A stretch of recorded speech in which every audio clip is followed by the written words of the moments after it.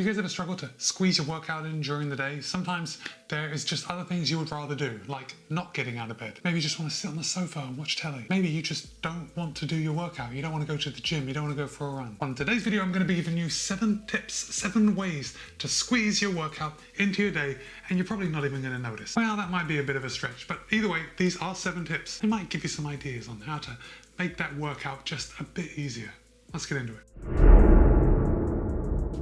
This is also a weekly running and training vlog where the main purpose of this video is for you to tell me about your week of running. I want to hear about successes, and I definitely want to hear about those setbacks. So go ahead and drop a comment about what you did this week. Oh, now guys, I did get the idea for this video from an article I found in CNET, and I will link to that article in the show notes below if you want to go and look at the article and read through. But the first way to help sneak a workout into your day is by setting a routine. And yes, I know it's pretty basic, but sometimes, at least for me, I found that I need to be reminded of the simple things because they work. And by setting a routine, something that you know you are going to do at a certain time, it encourages you to form a habit. And once you have formed that habit, it's going to be much easier to keep doing that habit. Now, the term habit loop was coined by Charles Duhigg. And basically, the habit loop is a cue, your routine, your exercise, whatever you want to do, running, working out, and then a reward. And the habit loop can be formed for pretty much any activity, anything that you want to make a habit. You could use it for going to bed earlier. You're going to bed at a certain time, maybe drinking more water throughout the day. So if you wanted to drink more water, for example, you could maybe make the top of the hour. So whenever it strikes a new hour, you take a drink. Maybe drink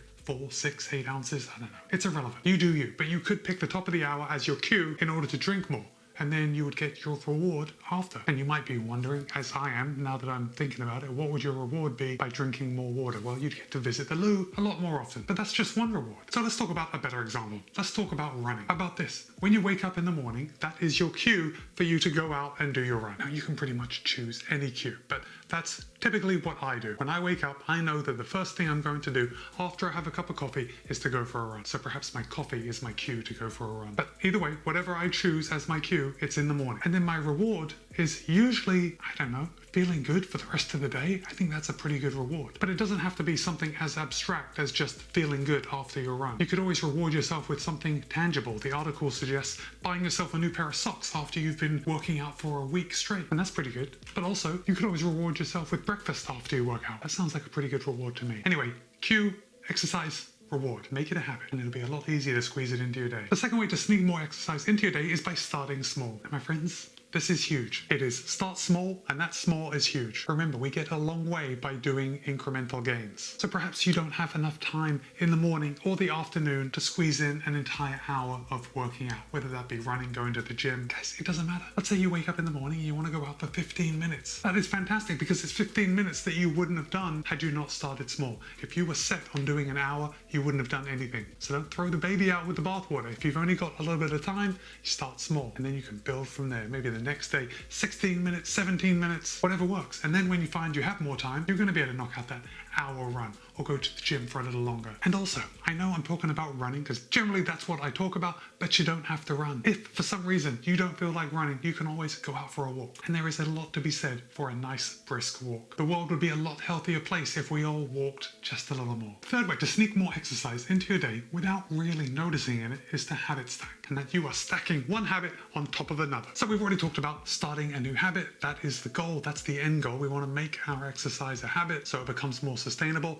But while you're starting out, if you want to add a little bit more exercise into your day, you can stack it on top of a habit that already exists. So for example, I'm sure that each of you brush your teeth. What do you do when you're brushing your teeth? Probably just stand there and look at yourself in the mirror while you're brushing. Well, you could habit stack by doing squats as you brush your teeth. And after a few times, this habit stacking is going to become a single habit. Every time you brush your teeth, you are going to squat, and you are going to build those glutes, build those quads, and become a stronger athlete just by brushing your teeth. I wish it was that simple, but it really can be that simple if we just do it. If you listen to audiobooks or podcasts, you can stack that by listening to those as you go for a walk or as you go for a run. And I'm sure a lot of you drink coffee in the morning. What do you do while you're waiting for that coffee to brew? If you do nothing, maybe now is a good time to do some dynamic stretches. Just kind of get ready for your day while you're waiting for that coffee to brew. So I think this is a good first opportunity for me to ask you, what do you do when it comes to habit stacking? Is there any normal habit that you have that you stack something else on top of and then combine the two? Let me know in the comments. The fourth way to sneak a little more exercise into your day is to get active while you're at work. So I'm sure some of you have very active jobs that you are just too busy and too active all day in order to be more active. In fact, the downtime at work is probably really look forward to because you have such an active job. If, however, you don't have an active job, perhaps you sit at a desk, perhaps you sit in a vehicle all day, then you have plenty of opportunities to get active while you're at work. And I'm sure you have a lunch break, so instead of taking that lunch break to just sit somewhere else and eat, maybe use half that time to go to the gym. If you don't have a gym, maybe you can do laps up and down the corridor in your office building. You may have a stairwell, start climbing the stairs. I don't know. There are really unlimited things that you could do when you have a few minutes throughout your workday. And just to tie this one into the first one about making that habit loop, if you're trying to drink more water throughout the day, remember, if it's the top of the hour and you have to get up and go to the water fountain, maybe go to a water fountain on the other side of the office or even on another floor, so you have to walk just a little bit further to get your water, and then you're kind of killing two birds with one stone. You're getting that extra exercise and you're stacking your habits. Actually, you're killing three birds with one stone. You're getting your exercise, you're stacking your habits, and you're forming a new habit loop. The fifth way to sneak more exercise into your day is actually, it's good advice and it's very simple, but it's to actually do exercises that you like. This is going to come as a surprise to no one, but you are far more likely to do things that you like than stuff you don't like. I know, gasp. So look, I get it. If you are just starting to exercise, if you are just starting to build that habit, it can be very difficult to actually get out and go for a run. Sometimes I've heard running isn't always fun. No, I'm just kidding.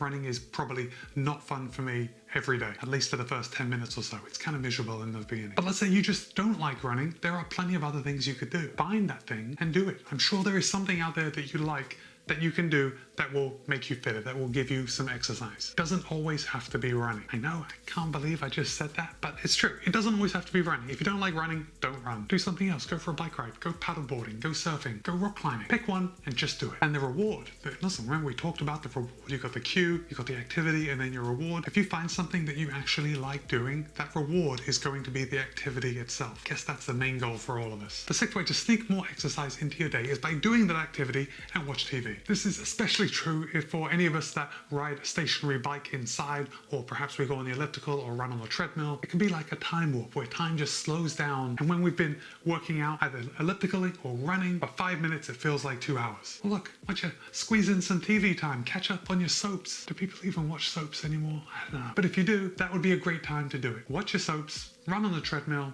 and you'll be happy. And it's a good way to habit stack. You're being active while you're knocking out your TV shows. Again, killing two birds with one stone. There's going to be a lot of bird killing going on. The seventh and final way to sneak more exercise into your day, or at least to make you want to do the exercise in your day, is to make it social. Check your local running club, see when they have their social runs. Look at your local gym, see when they have classes that you can join. Not only is it going to be more fun to be social with other people, doing the activity that you want to do, sharing it with like-minded people, it's also going to hold you accountable. You're going to give it a little more effort when you have your tribe surrounding you. So now would also be a good time to ask you, do you prefer working out on your own or with other people? Let me know in the comments. And with that, I had a pretty good week of running, I guess. I mean, it's usually a good week of running. This week was no different. But this was my down week. I usually work in a 2-week cycle, so I work more one week than I do the next week. And this was the week that I'm working more, so I ran less. And my week started on Monday with 7.5 miles, very easy. You all know how much I love the easy run. Mainly because it gets us ready for the harder run. And on Tuesday, I ran 8 miles total. I did 2 miles to warm up, then I did 6 800s with 400 meters recovery in between, and then I cooled down for 1.5 miles. Wednesday, I went out and knocked out 11.3 miles. Very easy. The pace was very easy. The effort was not easy. Now, my heart rate was still in the easy zone, but I was just struggling on Wednesday just because it was so hot out. My whole get up, shirt, shorts, shoes, they were all soaked. It was just a real mess. And I was honestly struggling mentally going through that entire run. So yes, it was easy. As far as the effort goes, no, it wasn't an easy run. And basically that weather being too hot for comfortable running repeated itself for the rest of the week. Thursday was my workout day though, and I did manage to knock out 10 miles, which was a 2-mile warm-up, followed by 5 miles at a tempo pace, and then 3 miles very easy at the end. Friday was my day off, followed by Saturday, 7.5 miles, super easy. And then on Sunday, 7 miles, very, very easy. Again, just to wrap up the week. Bring my week's total to 53.88 miles, which is about 86.71 kilometers. So all in all, pretty good week. Can't complain, even though I really did complain quite a bit, but that's what I do. And because you are going to hear me complain about the weather for the rest of the summer, why don't you go ahead and drop the eye roll emoji in the comments, just so I know that you're really paying paying attention, rolling your eyes, which is exactly what I deserve when I complain about the weather. And don't forget to let me know about your week of running. Be kind, be happy, run well. I'll see you in a couple of days.